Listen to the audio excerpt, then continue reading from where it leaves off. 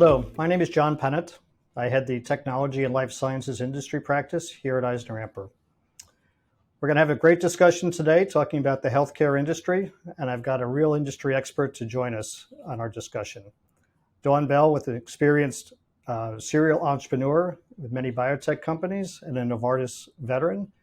Dawn, you want to take a moment to introduce any other fascinating facts about yourself? Thanks, John. Yeah, so I've been around the industry for a while, so I guess that de facto makes me a bit of an expert. Spent 10 years at Novartis, and prior to that in founder-led biotech, including starting my own biotech. And for the past 5 years, have been re-engaged with the entrepreneurship community and mentor dozens of biotechs every year through 3 different accelerators. So I call myself a bit of a startup junkie. And you're omnipresent in the community, so the entrepreneurs, I'm sure, appreciate that. So let's talk a little bit about the pharmaceutical industry as a whole. So in 2019, the pharmaceutical industry was ranked as the worst industry in America, behind petrochemicals and government and everything. And then all of a sudden in 2021, things have changed, and the pharmaceutical industry is not even in the bottom 5 anymore. Talk a little bit about what changed the perception and how we've improved over the course of time here. Well, I think, certainly the intensity and the tragedy of the pandemic brought into stark relief the importance of the biopharma industry to society, not just in the US, but all over the world. I think the industry did itself a big favor, if you will, in terms of reputation and our ability to collaborate. But with each other and with governments to bring the COVID vaccine, COVID vaccines and COVID testing to patients faster than really we ever imagined would be possible. So I think those things, really help to accelerate and improve our reputation. I mean, who would have thought, Pfizer would be a household name? A small company in Germany, BioNTech, would be a household name. In 2019, that I would have never imagined that or predicted that. I do think, though, we can't really rest on our laurels, and I am concerned that we may revert back to being a less favorable industry, as we move out of the pandemic urgency and into implementation of the Inflation Reduction Act and price negotiations with Medicare. Senator Sanders is heading the Senate Health Committee and already is, calling for, calling out, shall we say, what he thinks are, egregious pricing practices in the industry. So hopefully we can maintain the industry reputation gains we've gathered over COVID, but we can't really rest on our laurels about that. And certainly the collaboration between different companies, which was something, at least reputationally, would have never occurred, was really great to see that actually happened between companies. And they put aside a little bit of the egos and the like to get things done when needed to get done. Absolutely. So maybe talk a little bit about some of the other recent accomplishments in the healthcare, biotech, pharma industry that's really influenced not only the entire country, but the world in terms of the health benefits. Well, I do think there's so many, so it's hard to choose. So when we think about a general audience, the Alzheimer's drugs that have recently, the one that was recently been approved, and Aduhelm as well, bring some promise of help. I personally, am less optimistic about those therapies because I think they offer, while they offer some benefit, the benefit is modest, and the safety of those products and the way that we can implement these products limits the number of patients that we can actually impact with these therapies. I'm very excited about the new obesity drugs, which seem to be quite efficacious. And there's several of them, right? So certainly Novo Nordisk, Amgen, Eli Lilly, and these obesity, obviously a major problem in the United States, as well as in other parts of the world. And so these medicines seem to perhaps be poised to make a bigger public health impact than some of the other therapies, although one cannot discount the tremendous impact gene therapies have made on rare diseases, cell therapies have made, for some types of hematologic cancers, resulting in cures, which, is a very rare thing that we see in the pharmaceutical industry. And it's always certainly special when we are able to achieve those cures. And if you can make a dent in sort of diabetes and pre-diabetes conditions, that'll be tremendous help as well, right? Absolutely. As I said, from a public health perspective, I think the obesity drugs are the one I'm most excited about. So there's been a tremendous growth in innovation across research universities, hospitals, large companies, small companies. And as a metric to kind of gauge that, you can see that there's been almost a 10% increase in the amount of grant applications to the NIH over the last couple of years. Um, what's fueling this growth and that need for money and just moving things forward? Well, I mean, that our ability to explore biology is really been improved by the increase in the number of tools and a decrease in the cost of those tools over the past decade or so. So next generation sequencing, I mean, the cost of sequencing has really been driven down, almost very similar that we see to Moore's law with semiconductor chips. It's kind of it's actually a faster trajectory in terms of its, time to sequence and decreased cost of sequencing. It's a more accelerated trajectory than Moore's law even. New tools like CRISPR enable us to explore biological spaces more rapidly and more extensively than we ever had before. So I think there are just, with all these tools, a lot of discoveries that are being made, and that is leading to more demand for research dollars. Unfortunately, the NIH budget, Dr. President Biden actually had in his initial budget request, huge increase in NIH funding. That didn't make it through. There was a slight bump in NIH funding, but I think it's still going to be very competitive for labs. And we do see labs, feedback I hear from some of our academic labs is they're looking for alternative sources of funding because it's just getting so competitive with grant making. So they look to philanthropy and to entrepreneurship, right? To licensing their inventions and working with industry, to see their inventions, be translated into useful products.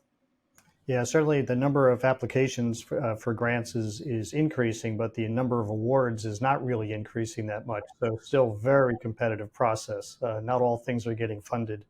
But one of the other sources of funding is this large increase in sort of these venture studio models like the Roy Vance and the Bridge Bio type models. Talk a little bit about that and the benefit that they're providing to potential entrepreneurs.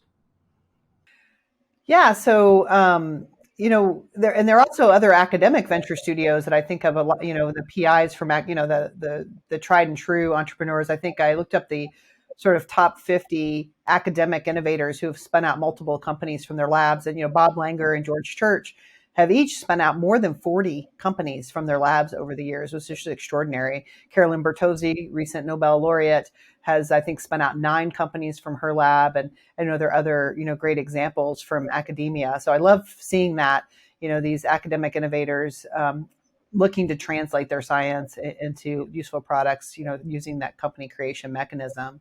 I think the innovation for the Roy Vance and the Bridge Bios are really in the business model. And so, what they've done, which I think is quite clever, is they have a central infrastructure, and then they have these sort of satellite projects around. So it's a way that they almost create a portfolio, like a development portfolio, like a big pharma would do, but in a way where they could easily monetize those subsidiaries through M&A or licensing. And so it's the business structure there that's the innovation, more so probably than the science itself, although they both do great science. So one of the areas of innovation that we hear a lot about is personalized medicine. We also hear a lot about the cost of it and the lack of availability for certain constituencies. Is that personalized medicine going to be something that sticks? Is it going to be available to the masses? How far away is that from sort of reality? So I suppose that, a lot of people can mean many different things when they talk about personalized medicine.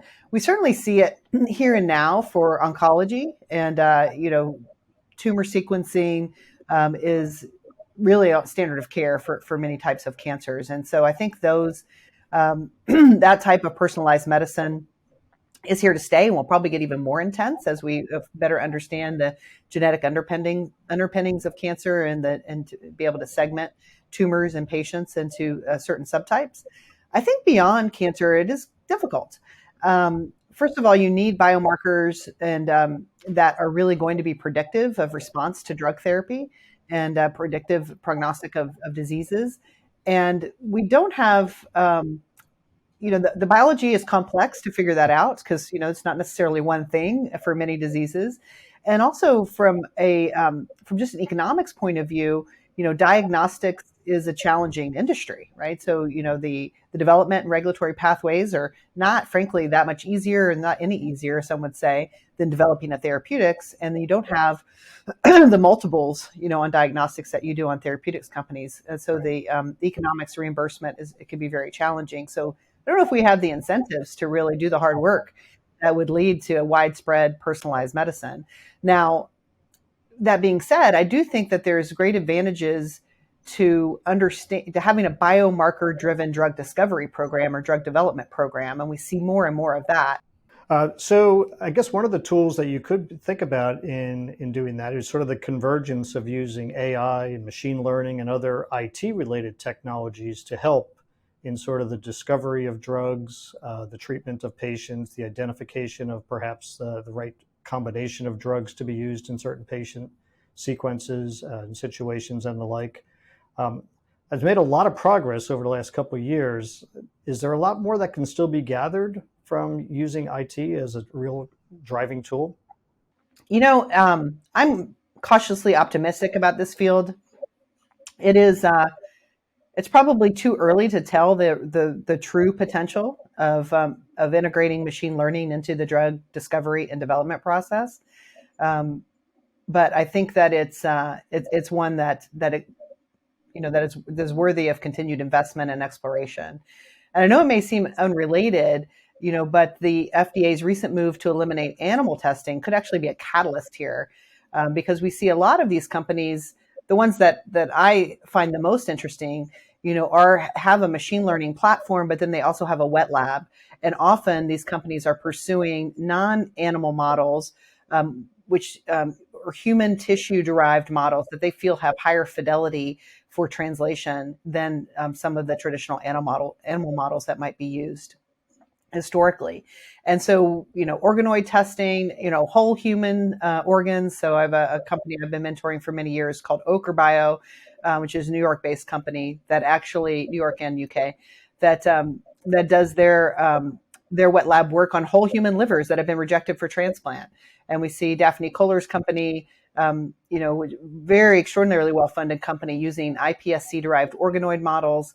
And so I think these companies that have this sort of machine wet lab virtuous cycle where you're collecting their own data and that's informing their algorithms, and the algorithms are getting smarter as their wet lab experiments get more and more sophisticated, they have the opportunity, I think, to unravel some complex biology and potentially move us faster along this trajectory such that that translation into humans will be more successful. Because that's really where we fall down, right? Is I think, we've been using computation in chemistry for a long time, and there's more we could do there. But to me, what's the big promise of computation is in the biology spaces and unraveling that complex biology so that we can better understand what's happening and better predict efficacy and safety in humans.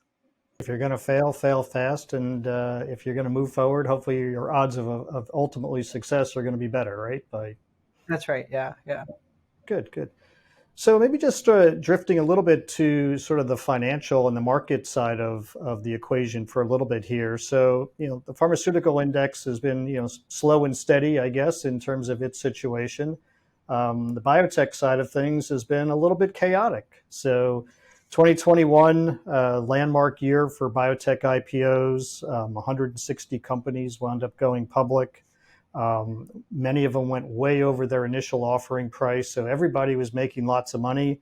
A total of, I think it was 111 companies wound up going public between in 2021 through traditional IPO rounds. What drove that huge increase in sort of that biotech marketplace and that growth demand and just the overall valuations? So I guess the cynical side of me might say investment bankers drove that. But I mean, I do think that there was a lot of money coming into the sector from the generalist investors who didn't really have a lot of places to go as much of the economy was shut down, certainly in 2020. And again, we had such great reputation and great press, if you will, on all of the magic that was happening in biotech with the COVID vaccine. So I think it attracted a lot of generalist investors. There's probably also some pent up demand, from a lower than average IPO rate in 2020, in the earlier part of the pandemic, as market people, really shut down, just around all the uncertainty. But I do think that we just had, non-traditional money pouring into the sector that, once other things opened up and, maybe it wasn't all, not everything went as fast and as successfully as the COVID vaccine, they put their money elsewhere. And a lot of the companies that did go public in the late 2020 and 2021 period were very early stage companies, as opposed to what had been traditionally thought of as, late stage, very high promise companies. These were very early stage companies. What does the future hold for them? Whew.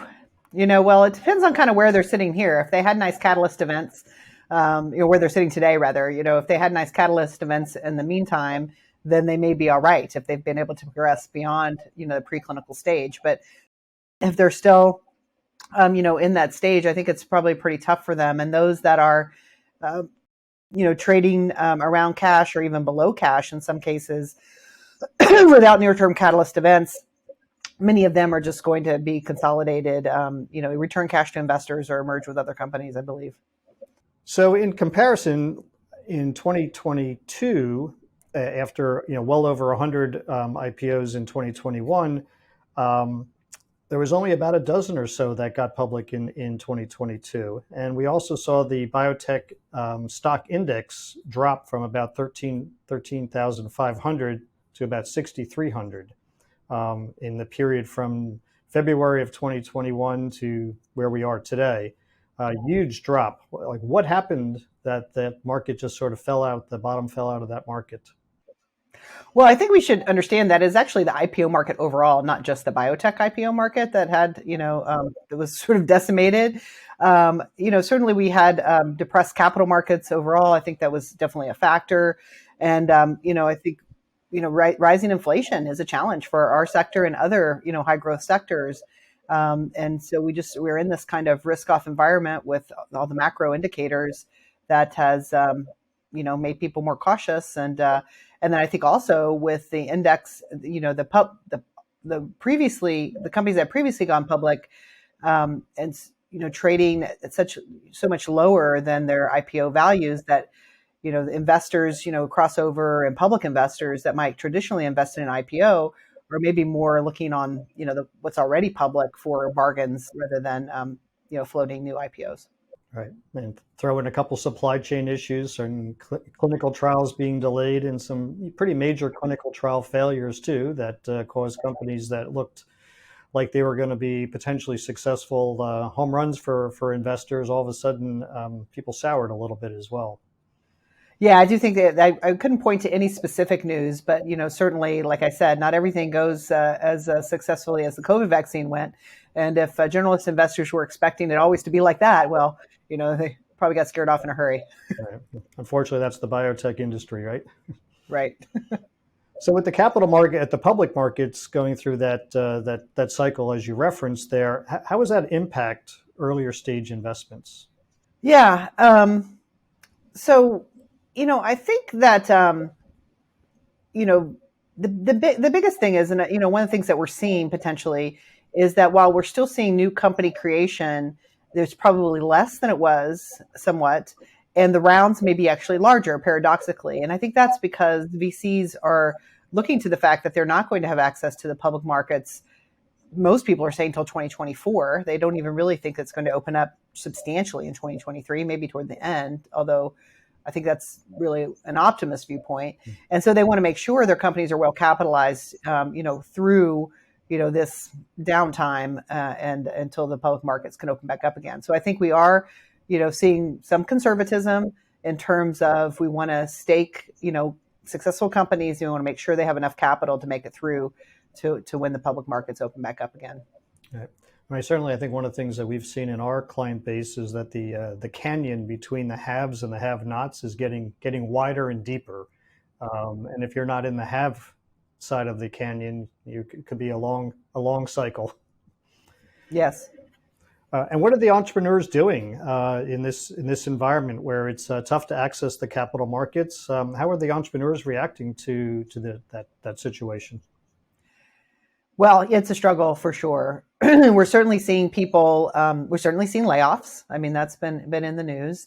I think what's encouraging about the layoffs is that those people don't seem to be on the market for long. So we're seeing supportive communities recommending people. Great CEOs are laying off people, helping people to find new roles, and new companies for these people to go to. So that's very encouraging because we don't see the talent market really loosening up that much.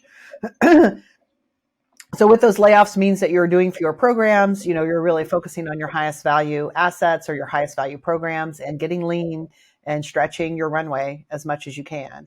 I also see a resurgence in interest in pharma partnering, whereas maybe people didn't want to partner a lead asset because it's the most valuable asset they had, where maybe they would reconsider, some aspects of partnering. And I think my understanding is that JPM was probably a record high year in terms of number of partnership discussions that were ongoing during that meeting. So I think, entrepreneurs are scrappy.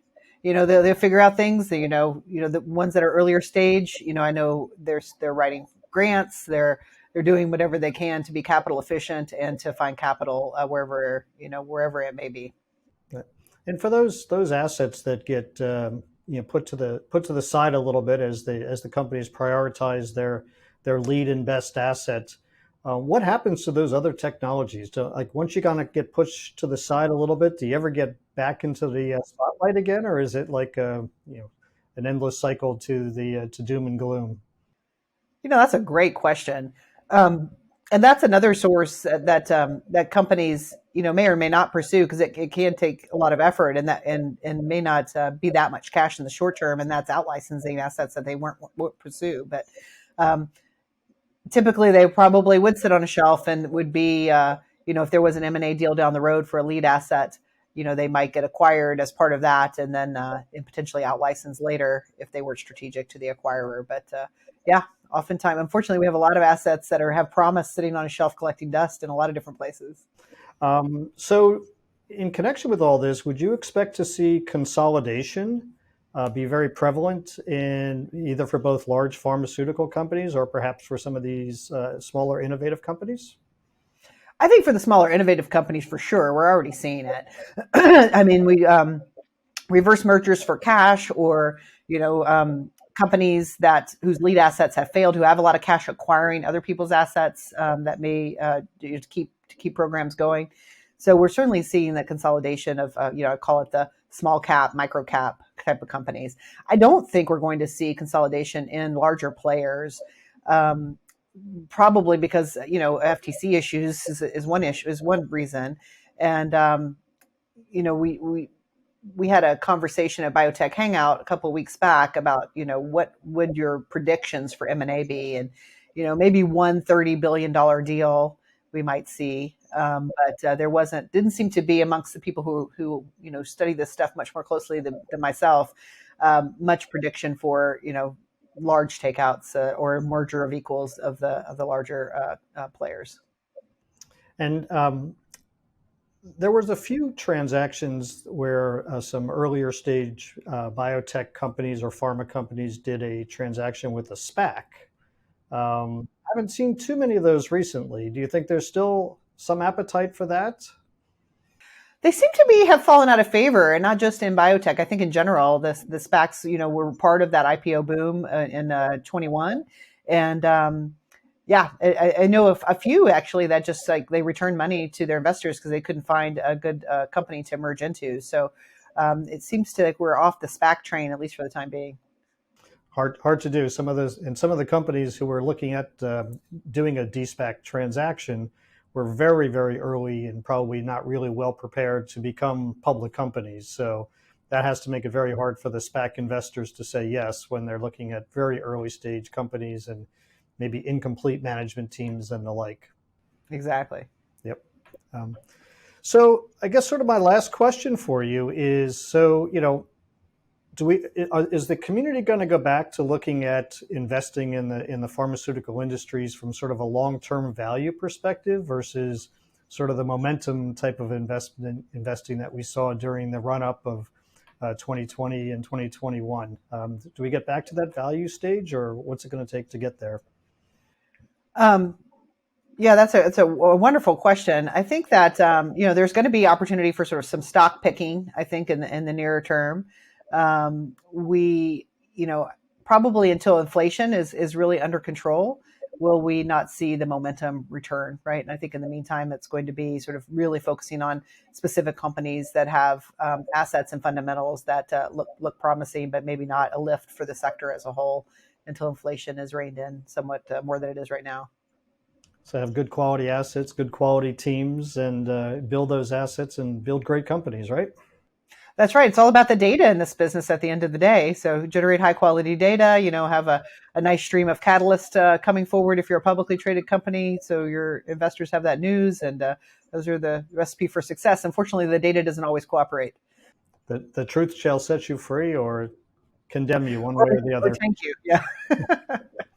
Terrific, terrific.